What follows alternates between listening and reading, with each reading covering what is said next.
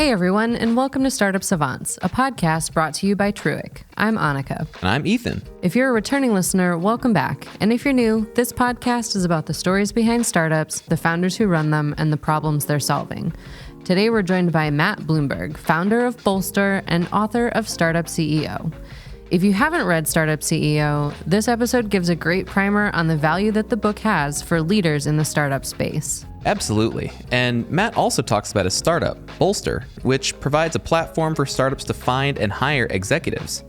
As always, if you're looking for startup guides, tools, and resources, you can find them on startupsavant.com. Let's get into our conversation with Matt Blumberg. Hey Matt, welcome to the show. How's your Friday? My Friday is just great. It's good scheduling to do these, toward the end of the week. The ball is rolling down the hill. It's all good. Exactly. We're looking forward to the Friday evening plans. But let's get started. Tell us a little bit about yourself. You're a founder and an author. How did you get your start? And then how did you end up where you are now? So I'll give you the arc of the career first. After college, I was a management consultant for a couple of years. Then I worked in venture capital for a couple of years. And those two things sort of taught me a ton about business, all different angles. But one of the things they taught me is that I wanted to be an operator, not someone on the outside, right? Advisor, investor were both really interesting, but I wanted to build something. And I went to work in 1995 for a company called Moviefone, which at the time was a small cap public company in New York that I always describe as they were the internet before the internet. So the company was started in the late 80s. It was an interactive telephone service. And they created these branded phone numbers in major metropolitan areas like 777 film or 222 film. And it was kind of an internet business model through the phone. So you heard an ad. It was an ad-supported service. It was a movie listing guide that you navigated with touch tones, and you could actually buy tickets ahead of time. A bunch of things that don't even make sense anymore that the internet exists, and that's how you find movie times and buy tickets. But at the time was very revolutionary. So I was there as kind of the business builder or general manager of the internet business for that company. 95, 6, 7, 8, 9. So sort of internet 1.0. And was, really fortunate to be kind of in the right place at the right time. Those were really formative years for the commercial internet as we know it today. And, it was great. I woke up one day at age 24 or 25 or whatever it was, and I was running like a top 25 internet property, which I kind of had no business doing. But it was a great experience. And we sold, so I was on the executive team of the company, ran the internet business for them. We sold the company to AOL in 1999. And a few months after that, I started a company on my own called Return Path, not on my own. I had a co-founder. The company was called Return Path. It was in the email marketing business. We ran that and scaled it for 20 years. To about 100 million in revenue, really nice global footprint, about 500 employees, and sold the business in 2019. And then in 2020, a group of 8 of us who had worked together for many years at Return Path started a new company called Bolster. So I am one of 8 founders and the CEO of Bolster, and we are building, I think, a really interesting and very impactful and hopefully somewhat disruptive business in the talent space. So we're a marketplace that connects founders and startup CEOs with senior executives because we believe that there's got to be a better way to access executive talent than the way it works today, which is either very ad hoc, like someone or someone who knows someone, right? Or it's very expensive and very slow. You hire a search firm; it costs a lot of money. It takes a long time.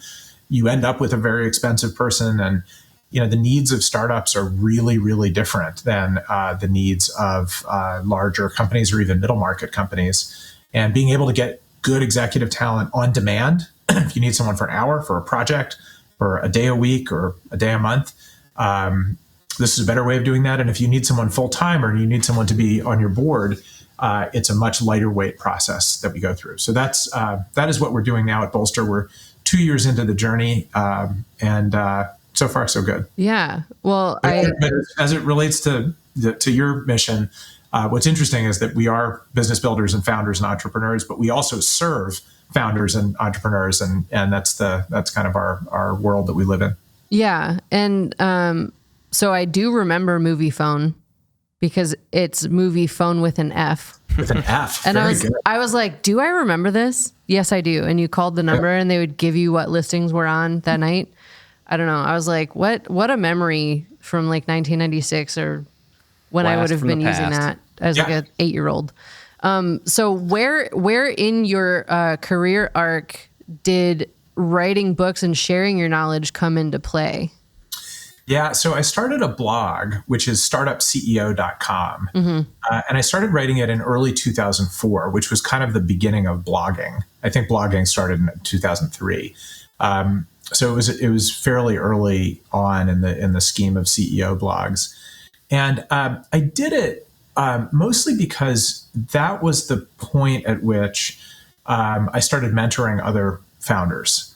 And in particular, a lot of my VCs kept asking me, hey, can you go talk to this founder in the portfolio or that founder in the portfolio? Like, he's going through something he's never done before, but you have. So I started just writing that stuff down as I was doing it. And then blogging came into existence. And I was like, oh, this is a good way to share, sort of the entrepreneur's journey with other founders. So I did that for many years. And then in about 2012 or so, one of my VCs and friends and mentors, a guy named Brad Feld from the Foundry Group, had written a couple of books. He's now written many books. He's a great writer. But he was working on a book called Venture Deals, which has kind of become the standard now for teaching founders and entrepreneurs about finance. It's used in business schools all over the place. It's sold hundreds of thousands of copies. It's a great book. And he sent me a draft manuscript in Word. So this is like before Google Docs. Yeah. And he asked me if I would just read it and give him my take on it. And so I loaded it onto my laptop, and I had a cross-country flight going out to California. And I ended up taking the entire flight, and I read it. It was a great book. And I kept doing these comments in the margin. And each one of them started with something like, well, my take on this is whatever. Yeah. So I emailed it to him, and he said, hey, can I publish all of these as sidebars? And so if you read Venture Deals today, there's a blurb in every chapter called The Entrepreneur's Perspective, which is me. Ah, and, nice. So I enjoyed it, and I was talking to him about it afterwards. And I said, what do you think about turning my blog into a book, and calling it Startup CEO? His books have Startup something as the name of all of them. Startup Communities, Startup Life, Startup Metrics. Venture Deals is the one that's a little bit of an outlier. Yeah. And so he thought it was a good idea. He introduced me to his publisher at Wiley, and Wiley was pretty excited about doing it. And from my perspective at the time, I thought I had kind of written most of a book just in like one blog post at a time, and that it was going to be a really easy process of assembling those and maybe writing a couple things here and there and turning them into a book. But the idea was really that no one ever trains you how to be an entrepreneur. Yeah. You can take a class in entrepreneurship. You can, but it's not like you grow up in corporate America and you're in the running to be the CEO of a big company and you're being groomed for it for your whole career. You found a business when you're 20 or 25 or 30 and just you got no idea what you're doing most of the time. It's very fight or flight. It is, yeah. But for people that aren't familiar with we're talking Startup CEO specifically for us right now. For listeners who aren't aware of it or haven't read it, just real brief, what do you talk about in that book? Yeah, so the book is designed to be the instruction manual for the first-time CEO. And there are 6 sections. It's now on its 2nd edition, and there's 6 sections. Each section has about 10 chapters in it. So it's a lot of really short chapters that are how-to. You can read it front to back, but you can also put it on your desk and, like, if you're coming up against something tough, find the chapter that deals with it and just go read that chapter. Yeah. So there's a section about strategy and vision. There's a section about execution. There's a section about people and talent. There's a section about boards. There's a section about managing yourself. Right. And then there's a section about exits. So it's very like, it is super segmented, practical, tactical. Right. Like if literally. you're launching, you don't necessarily need to be looking at, I don't want to say boards because we do want to look at boards, but it's not relevant all the time, but it is relevant to literally everything you'll see. Exactly. Yeah. So anyway, I thought I had written a book already in the form of a blog, and I hired I got an advance from the publisher, and I hired this great editor, ghostwriter, and I said, hey, here's my blog. Here are the credentials to log in. Just turn it into a book, right? Because I probably never would have signed up to write a book while I was running a company. That's a terrible, terrible idea. Yeah. And he said, okay, well, thanks. That's a nice idea. Here's my process. Why don't we make an outline of the book that you want to write? And then I'll go try to populate it out of the blog. And I said, okay, that makes sense. So I wrote an outline, and I put it on my blog, and I crowdsourced a bunch of feedback. So we refined this outline of 50 or 60 chapters. And this writer went through my blog, and he called me up and he said, well, I've got good news and I've got bad news. The good news is you're a really good writer. So I don't have to do very much with the things you've written. The bad news is you've only written about 20% of a book. So I basically took a couple weeks off over Christmas that year and just did nothing but write, and kind of filled in the other 80%. And then we turned it into a book, and had a lot of help on it from a very talented writer named Hanny Hindi. We had a lot of fun doing it, and that was in 2013. And then we did a second edition of it in 2020, where I kind of cleaned up and made contemporary some of the stuff that was there. And then I wrote a sixth section about exits, because that was after we had sold Return Path. So I added 5 or 6 chapters about exits, and one about authenticity and ethics as well. Gotcha. Yes, it's always evolving. And so when founders do step into that CEO role, there's a lot associated with that CEO role. What is a common mistake that you see them making? Well, they're about an infinite number. I feel like I've made every single one of them at one point. Yeah. So I think if I have to get to the sort of the most common mistake, I think it's falling in love with your own vision. And the reality is that product market fit is a tricky and delicate thing. Mm-hmm. And it is one part listening to the market and one part leading the market. And it's really easy for a founder to actually over-index on either end of it, right? So you can listen to the market all day long and build something that 20 people want, but that the entire world doesn't want.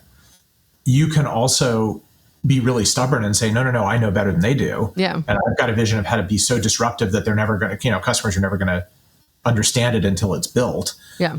And I over-index on either one of those can be a colossal mistake. Yeah, we literally just had Shelley Archambault talk about literally the same thing, falling in love with your product and being, either unwilling to let the market guide your innovation here, or people pleasing literally everyone except for your market. Right. So I love just getting that reiterated a second time. As a first-time CEO, let's just put on my magical CEO hat because that's terrifying. What should I be doing every day? Where should my focus and my priorities be? It's like a daily routine. I don't know. Well, it doesn't matter if you're a first-time CEO or a multi-time CEO. There are like an infinite number of frameworks for what you should be spending your time doing, and it's almost impossible to be prescriptive about it. Every company is different. Every season is different within every company. But I think the breakdown of the job of a CEO. I'll give you 2 different frameworks that I use for it. One comes from one of my longtime friends and VCs and mentors, Fred Wilson, who basically says the CEO does three things. They set vision and strategy. They hire and manage a team, and they make sure there's enough cash in the bank. So that's good. I think there's a little more to it than that. Around execution in particular, but that's one framework. Another framework that I like to use, because I think one of the things that happens with founders is they try to do everything, and sometimes they can do everything, sometimes they can't, sometimes they have to because they're the only one doing it. But as a business scales, that obviously doesn't that doesn't scale. So I like to say that CEOs need to start by doing things that enable other people to do their work. Right? Once you have people working for you, like you got the machine has to move. It just can't be you. But then in terms of your own work, you have to start with the things that are in your job description and no one else's. Right? So CEOs are the ones that raise money. CEOs are the ones that run boards. Right? There's some things that literally you do and no one else does. The second class of things are things that that only you can do, even if they're not necessarily in your job description. So, the example I always give, no one can motivate someone in the organization the way a founder can. And, you walk around or you see people on Zoom or whatever, and you can tell if someone's like their head's not in the game. And, just no one can do that but the founder. No one can put their arm around someone who's just lost a parent or going through a divorce and kind of comfort them the way a founder can. So there's sort of this class of soft things that founders have to do, even if they're not technically in a job description. And then I think the third class of things are things that you are better than anyone else at doing. And the trick with that, of course, is you're going to be better than a bunch of people in the company at a bunch of things. And it doesn't mean you should be doing their job for them. So you have to sort of pick and choose those, and you have to use those as teaching opportunities so that you can help train people how to do the things that you do. Yeah. So, and going back to the CEO mindset of do everything, because that's so common. How, for those types that love to do it themselves, how do you get over that? And what are some actionable things you can do to start delegating and trust your team to do it? The best thing you can do is, and again, it's a balance, is give enough guidance up front, like empty the contents of your head up front, and tell them like, hey, I'm just gonna riff on this for a few minutes. Yeah. You're working on the design of our new logo or design of the website. Let me just tell you some things that are top of mind for me. And then you literally just have to go away. And then you can come back and sort of roll up your sleeves and work and give feedback once you see how something turns out. And I think it's easy to go too much in either direction. It's easy to go too micro up front. Mm-hmm. Sketch something out. Here's the wireframe I want. Right? That doesn't give anyone the freedom to be creative. And knowledge workers love to be creative. Yep. It's easy to go too much the other way as well, where a founder says, well, I don't want to be accused of micromanaging. So go for it. Have fun. And then you get something back and you're like, well, this doesn't work. Yeah. This is totally not what I was thinking. So it's kind of making sure you're, like I said, emptying the contents of your brain, doing it in a way that gives people a sense of what you're thinking about, but is not prescriptive. If you feel the need to be really prescriptive about something, you can do that, but then either you should do the task or you have to approach it differently. Then it's not a handoff. Then it's a collaboration. Ooh, the verbiage comes into, you got to change the delivery. Yeah. Yeah. That's good. So let's get into your current business, Bolster. So you mentioned that there are quite a few people involved in this project. How did you all come together and decide that this was the problem that you were going to solve? So there were 8 of us who started the company, and we had worked together at Return Path, our previous company, for many years. The rookie on the team had been working with us for 5 years. Most of the team had been working together for like 10, 15 years. And the other one was my co-founder from Return Path. So we'd been working together for 20 years at the time. And we were really interested in doing something in the startup ecosystem, a business really for founders, to make founders more successful, to make startups more successful. And we as a team were really energized and motivated around the topic of talent and of scaling and of leadership development. And a lot of the things that we had used on ourselves as we were scaling Return Path over the course of a couple decades. And also things that we found we were using or doing when we were mentoring earlier stage or first time founders ourselves. And if you think about the successful ingredients of a startup, it's money, product, and talent. There's plenty of money out there, although part of Bolster actually is a venture fund called Bolster Ventures, but that's sort of a different topic. And I think there are some tools out there around helping founders find product market fit, but the talent area was the one that really had us the most excited about sort of ways to have an impact on the startup ecosystem. As we were sort of looking around and thinking about what founders need, we realized that first of all, most founders in the tech world just need engineers. And that's a different problem, and we didn't want to tackle that one. But we realized that there's a real gap when it comes to leadership teams, and that the thing that founders struggle with the most is how to scale a leadership team. Quite frankly, how to scale themselves as a leader, as a CEO, and how to scale their board.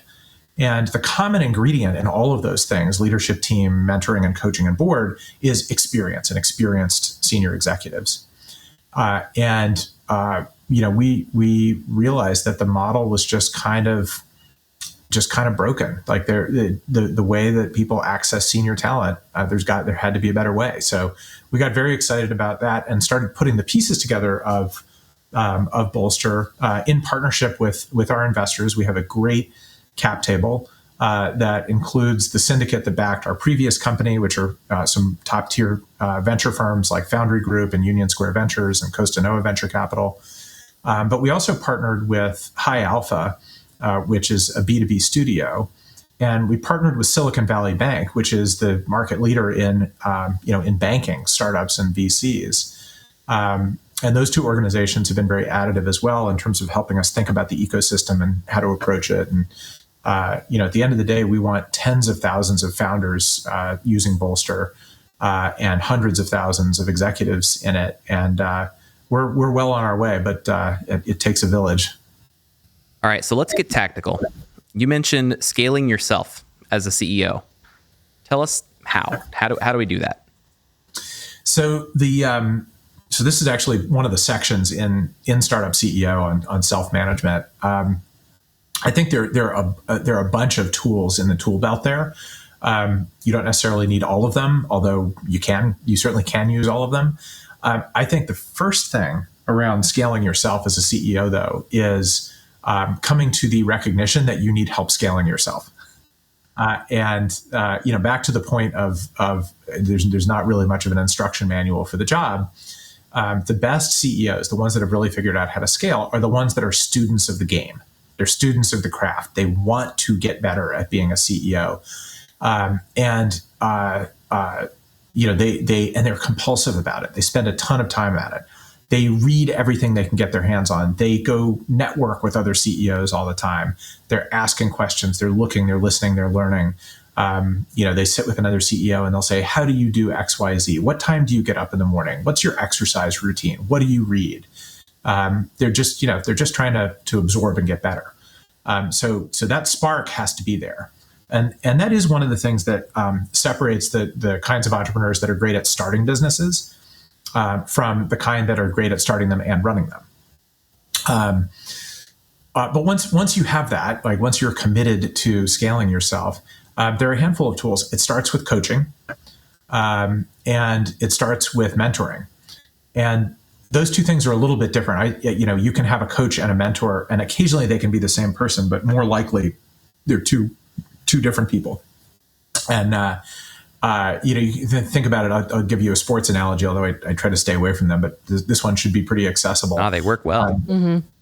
If you're an aspiring quarterback, you can go hire. Let's say you can go hire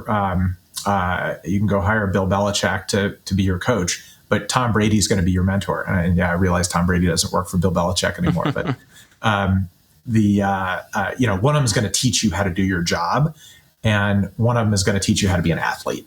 Yeah, right. One of them is going to help you be the best version of you, and one of them is going to teach you how to scramble and work in the pocket and whatever else. Yeah.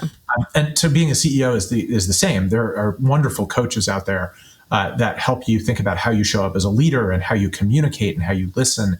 And you've got to do those things really well. But a good CEO mentor is the one you're going to go to and say, okay, how do I run a board meeting again? And how do I do layoffs? And how do I think about stock options? Right. So those are two sides of it. So coaching and mentoring are really important tools in the tool belt for scaling yourself. I think knowing how to use your board is a really important part of scaling yourself. Some CEOs view a board as a tax. I view a board as a secret weapon. And it's some of it has to do with who's on it, but a lot of it has to do with how you manage it. There's a whole podcast we could do about that. We wrote a whole book about that. The third book is called Startup Boards. The two other things for me in terms of scaling myself have been knowing how to work with and use a great executive assistant. And if my PA or anyone who knows her is listening, Andrea, we've been working together for 17 years, and I cannot imagine a day at work without her. Yeah. She doubles my time. She doubles my productivity. And then the last tool in the tool belt around scaling is a peer group, a CEO forum. It is, as they say, a lonely job. Even if you have co-founders, even if you have a board you're close with, there's a lot of stuff that just kind of sits on your shoulders. And I've always found that a CEO forum, a group of fellow CEOs that can come together a handful of times a year to vent, to problem solve together, to laugh a little bit, to cry a little bit, is just incredibly helpful. All right. So you mentioned a coach. We've talked quite a bit about mentorship on this show, but we've talked a little bit less about coaching. So I want to get into that, and I want to stay on that tactical side. So tell me how I go about finding the best coach that I can afford, because there's a lot of charlatans out there.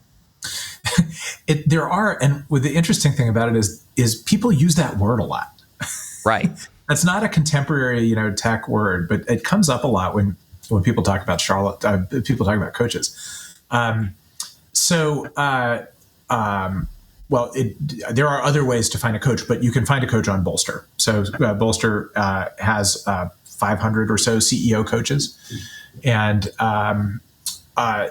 honestly, the best two ways to figure out if a coach is not a charlatan and a good fit for you. One is spending some time with them, which is not just interviewing. It's it's even doing a couple of coaching sessions. Right, you're not signing a 10-year contract. So it's sort of trying them on for size to see what kind of fit there is, because the coaching relationship is one that's really about personal rapport quite a bit. And then it's checking references. Someone who says they're a CEO coach and has never coached a CEO or never advised a CEO is not going to have a reference to give you. And like hiring anyone, you get references and you can check up on them. But at the end of the day, I think there's kind of a wide range of types of coach. And it's also pretty important to know what you're looking for in a coach, what you're trying to get out of a coach. And the sort of scale that we use at Bolster when someone's looking for a coach or when a coach is joining the platform is sort of we ask them where they are on the spectrum between therapist and management consultant. Right. Like those are kind of the two bookends. Yeah. And, there are coaches who will put you on the couch. And, there's one coach I know well who says like, it's not a good session with the CEO if they don't cry. Oh Lord. And there's some people that need that crave that that's important, to them to dig into why am I who I am, and why do I do what I am? And there's some people for whom that's like just goes right over their head. Yeah. Not impactful at all. The other end of the extreme, you can get someone who's like a great strategist, management consultant who digs into the business with you, and is helping you think through, business problems, as well as, sort of your connection to the problem and your response to the problem as a leader. And there are a lot of coaches that are in between. So you have to sort of think through what it is you need and are looking for. Cool. All right, let's move back to senior staff. What is the stage when a startup should be beginning to look for that senior staff? Is that like pre-seed? Is that post-B? I'm assuming it's somewhere in between there. Tell us what the best stage is.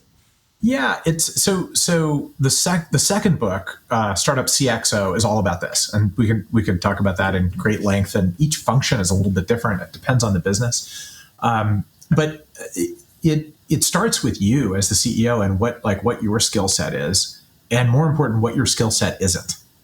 So when you look at yourself and if you have co-founder or co-founders, what are you all good at, and then what's missing. And is whenever what's missing becomes important to the success of the business 6 months out, is when you need to hire what's missing. So for some companies that could be pre-seed needing 4 senior executives, and for some companies it could be wait until the A or the B.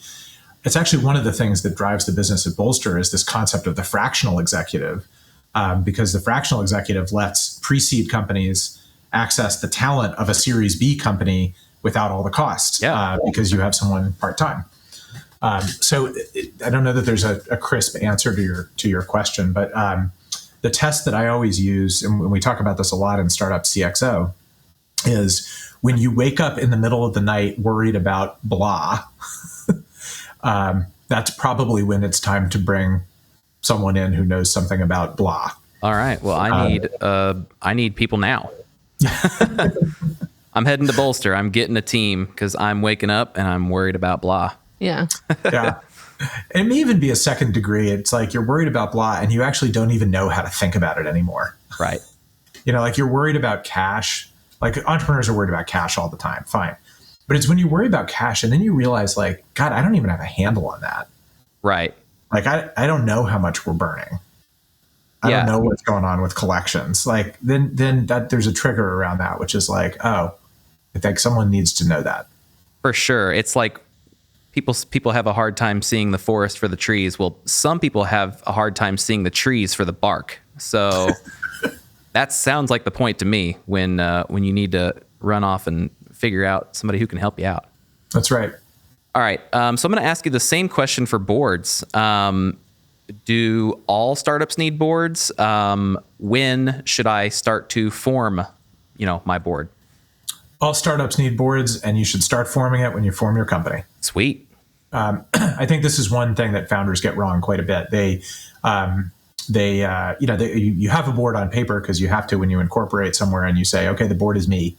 And they view, as I said a few minutes ago, they view a board as a tax and overhead, and I don't need that, and I'm going to lose control, and what if they fire me?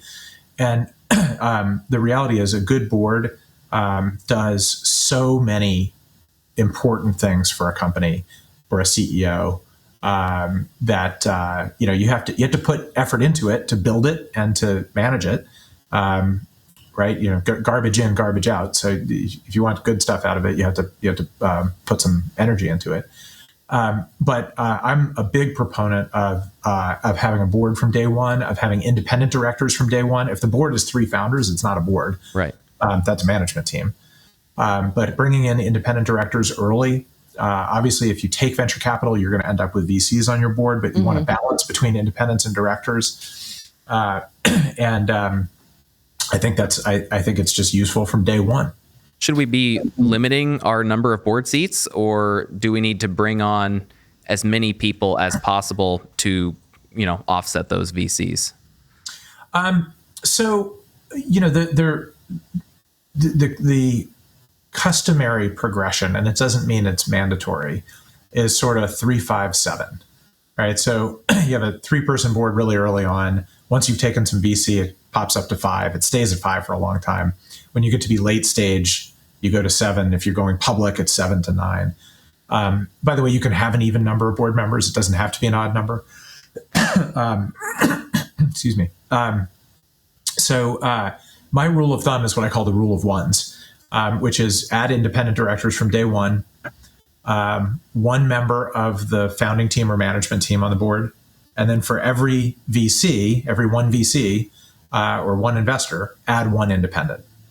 So, a great early stage board is a founder, an investor, and an independent.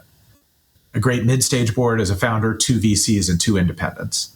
A great late-stage board is a founder, 3 VCs, and 3 independents. So, and then when you take a company public, it's almost all independent. Yeah. So when I'm getting that first VC check, and they're like, okay, we're gonna take you, we're gonna take a board seat. So that's 2, and you say, okay, cool. I'm gonna go look for someone to fill that board seat, and that VC says, I know somebody who can do that for you. Is that a lead I should follow, or do I need to go find somebody that doesn't know my VC, or that, are they trying to put somebody who's in their pocket on my board? They might be, and they might not be. It depends who they are. It depends how well you know them and how much you trust them. No reason not to talk to the person that they're putting forward, unless you really don't trust them. And if you really don't trust your lead investor, you got that's all kinds of bigger problems. issues. Yeah.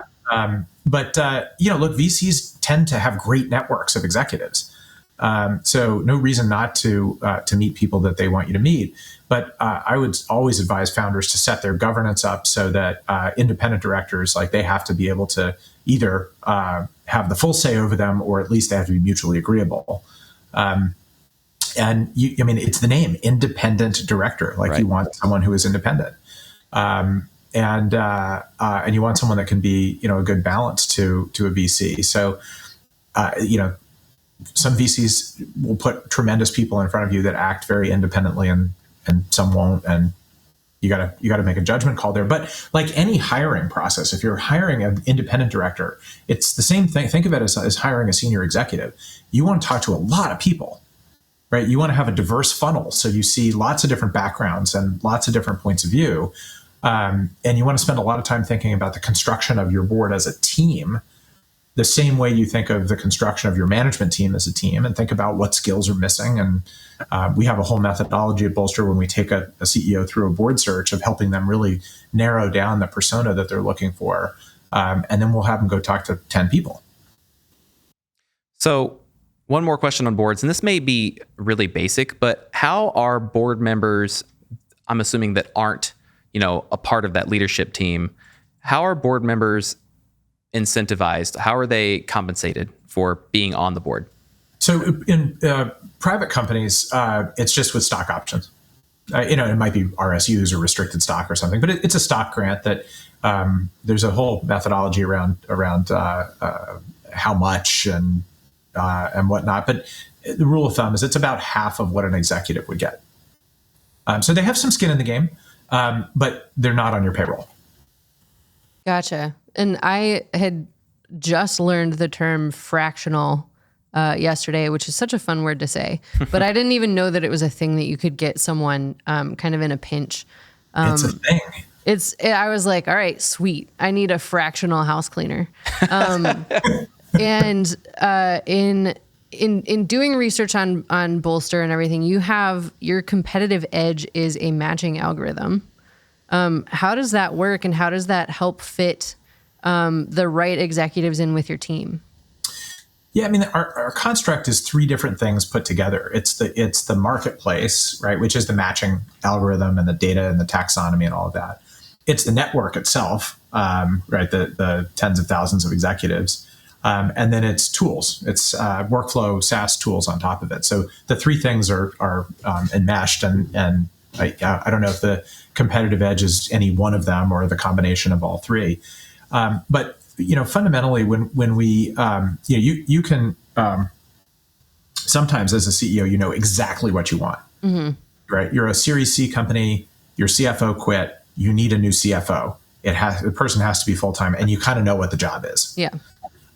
More often, and I hear this from founders all the time, you actually don't really know what you need. you might know the area in which you need help. But founders tell me the hardest thing they do around team is writing a job description, because they really they've never done it before. They've never hired a head of marketing before. All they know is there aren't enough leads coming in. So what we tried to do with Bolster was set up a sort of underlying data structure and taxonomy of skills and competencies for each role and for each stage, to make it really easy when someone joins Bolster as a member to build their profile quickly. So a CFO is not a CFO is not a CFO, right? Someone who is great at early stage FP&A work might not be the same person who's good to take you public and focus on operational accounting, even though they both have the same job, and 20 other things like that. So we have our members profile themselves that way. And then when a client comes in, we can help them identify what problems they're trying to solve, as well as what role they're trying to hire for. Yeah. And that actually makes the matching much easier. Yeah. Well, we've asked the question before, how do you find X, Y, and Z? And it's like, stand out on the highway with a cardboard sign. It doesn't really work these days. So you're really filling a market hole, and I'm sure that it's useful to most every entrepreneur out there. But as we're getting close to our time, we want to get the really good nuggets out of you. What is your number one piece of advice for early stage entrepreneurs? Be intentional about the culture you're building. Your company will have values and culture whether or not you steer them. The only time to get it right is at the beginning. And there's nothing more important than people and the environment that they work in and how they get motivated and how they get engaged. So is that just the number of foosballs tables that I buy, or how do I do that? It starts by articulating what's important to you. What is your operating philosophy? What are your values? And if you have co-founders, obviously it's worth working on that together, or you can establish it with your early team, your first 5, 10 people. But it's never too early to think about what kind of company you want to build. And then you and everyone else in the company have to hold everyone to account on that. Awesome. Matt, this has been a lot of fun. Thank you for coming on and sharing your advice, your stories. We just have one more question for you. And that is, where can people connect with you online, and how can our listeners support Bolster?